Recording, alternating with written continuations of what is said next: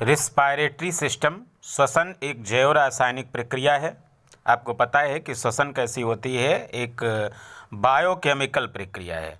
इसमें ऑक्सीडेशन और रिडक्शन होता है और ऊर्जा उत्पन्न होती है। ध्यान रखिएगा, इसमें क्या उत्पन्न होती है? ऊर्जा उत्पन्न होती है। रासायनिक समीकरण जो कोशिका के अंदर होता है, जैसे C6H12O6 प्लस O2, है ना।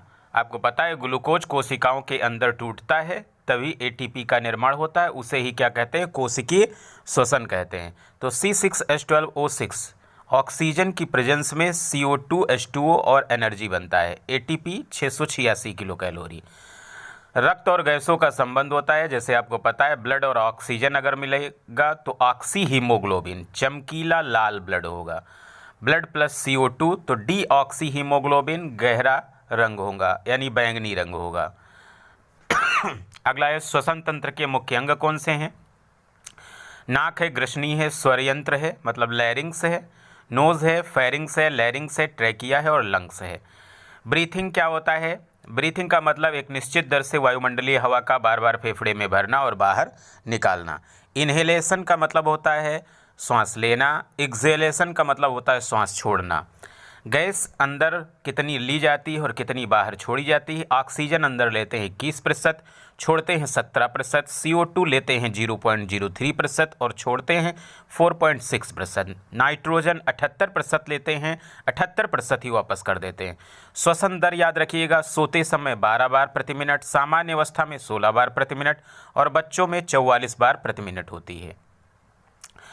फेफड़े में विसरण द्वारा होता है डिफ्यूज़न गैस। फेफड़े में विसरण गैसों का होता है। Gas high to low concentration की ओर जाती है, मतलब अधिक से कम की ओर।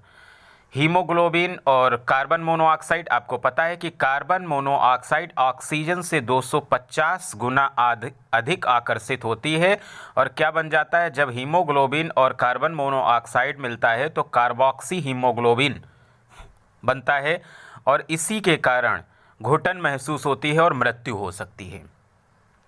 श्वसन के प्रकार आपको पता है, कोशिकीय श्वसन होता है और दूसरा क्या होता है? बाह्य श्वसन। कोशिकीय श्वसन को सेलुलर रिस्पायरेशन कहते हैं और बाह्य श्वसन को ही क्या कहते हैं? ब्रीथिंग। विभिन्न जीवों में जो श्वसन होता है, जैसे अमीबा में कोशिका झिल्ली के द्वारा, मछली में गिल्स के द्वारा, कीट में श्वासनली के द्वारा, मेढक में त्वचा और फेफड़े के द्वारा, मनुष्य में फेफड़े के द्वारा। ये आपको मानव श्वसन मार्ग पता ही है, पहले नॉस्ट्रिल्स हो जाएगा, फिर नाजल कैविटी है, फिर फेरिंग्स है, फिर लैरिंग्स है, ट्रैकिया है।